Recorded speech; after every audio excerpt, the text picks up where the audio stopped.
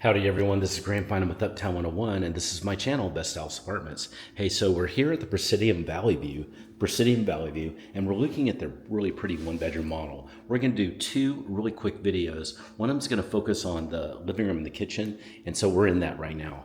Really pretty. I mean, look at how gorgeous this is. By the way, the ceiling's about 14 feet tall or so. This is phenomenally beautiful.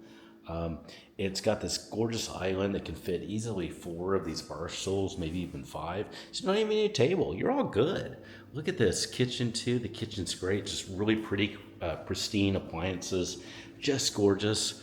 Lovely cabinets. It's kind of a mid to darker wood. It's really pretty. It's kind of a green backsplash and some really nice whitish quartz countertops.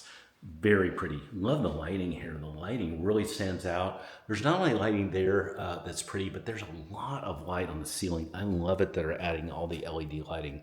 There's also some great space in here for the living room, for the TV, sectional, whatever you want to have in here. That's all here. This also has a balcony. So I'm going to walk outside just so you can see that. In this case, it's a patio.